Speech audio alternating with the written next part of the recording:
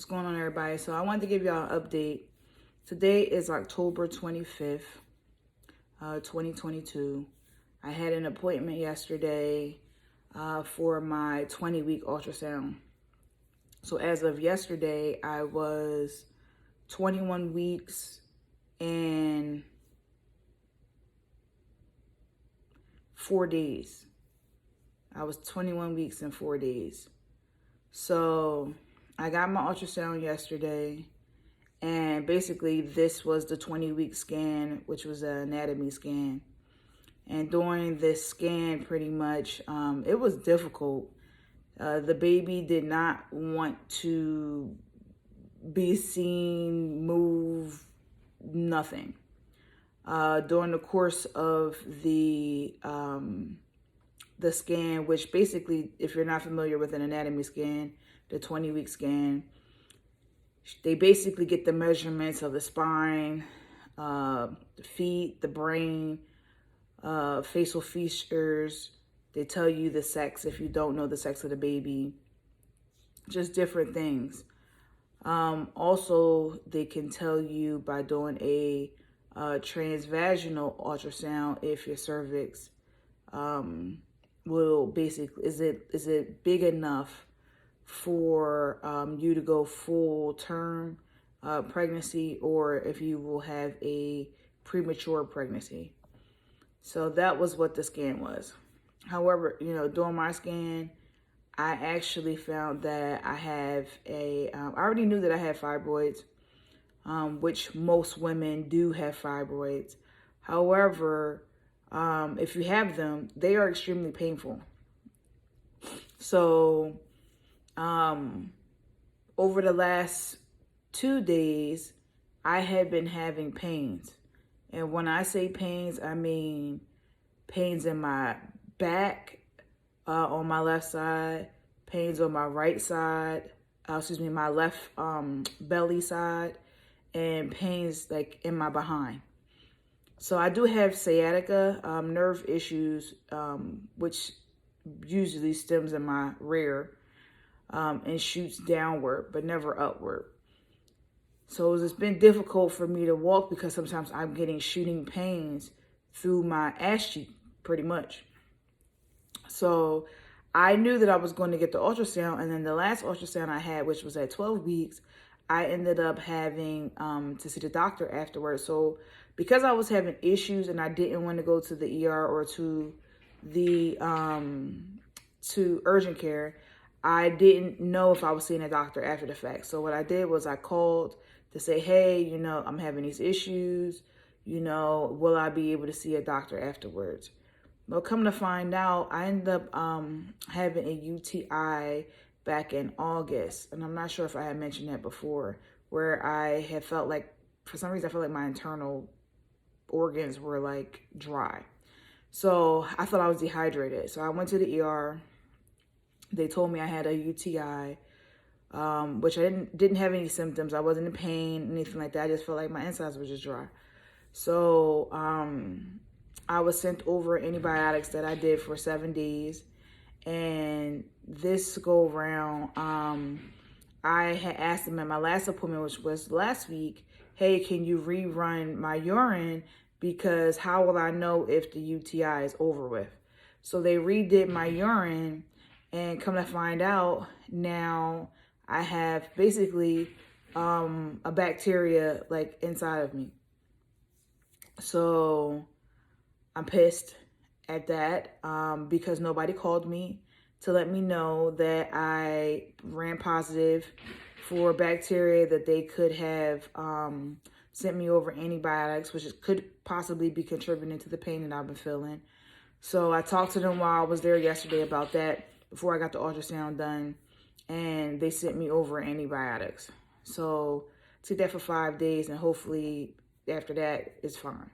I'm going to also have them rerun my urine again, and then hopefully there's nothing there.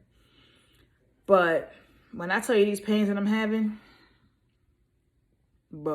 man, I'm talking about like spasms, especially the ones in my stomach. They're like spasms where when it comes, it just comes.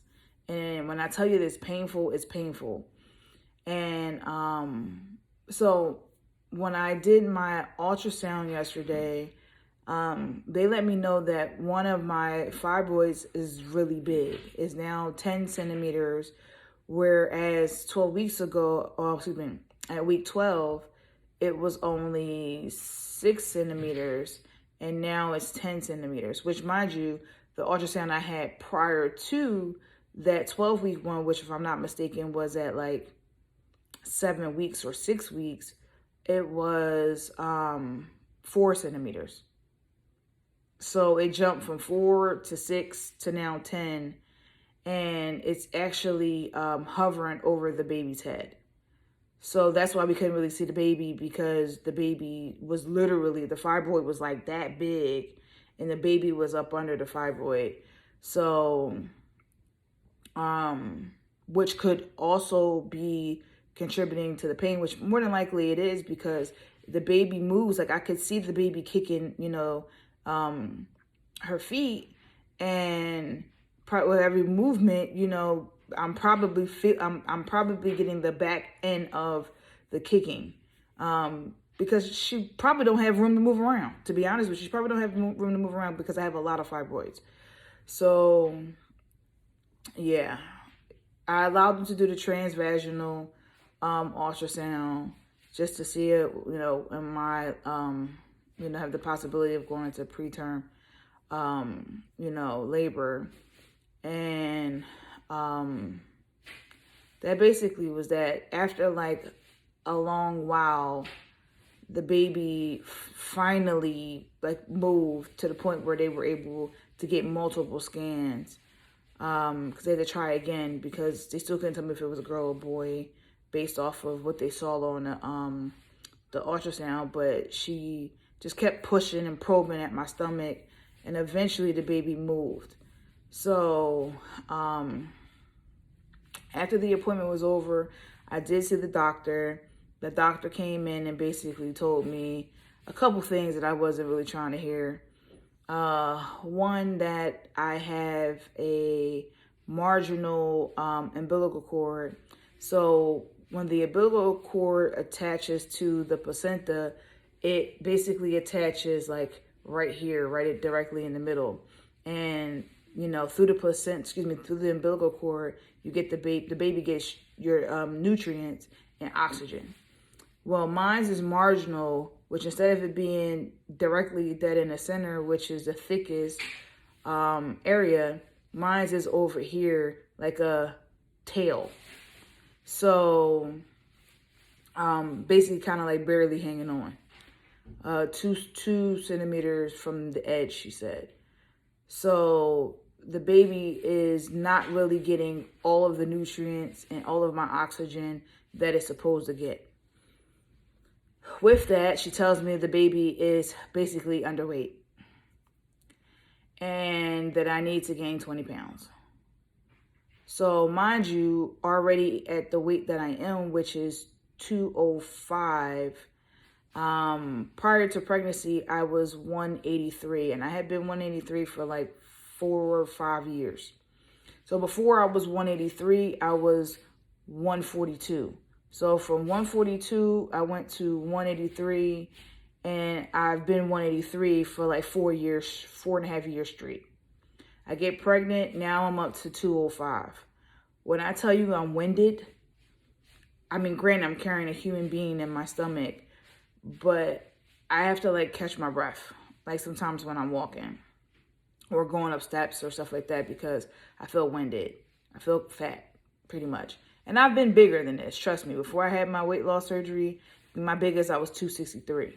So I've been bigger. It's just a different type of big for some reason. Or maybe my body just doesn't remember what it's like being heavier. So I have an asthma pump and stuff like that. But yeah, child, it's just too much. Also, they told me that more than likely I'm going to have a C-section. Because of my fibroids, and as the baby gets bigger, there's not going to be any room pretty much for me to push, because the fibroids are going to get bigger, which is going to form a blockage, and the baby's not going to be able to come out smoothly. So she was like, more than likely you're going to have a C-section. Which, I mean, I've only had surgery one time, and they cut my stomach. So I kind of know what that feels like, that recovery. However, you know, it would be a little further down, because with the weight loss surgery, they cut you across the stomach. So I have scars across my stomach from that.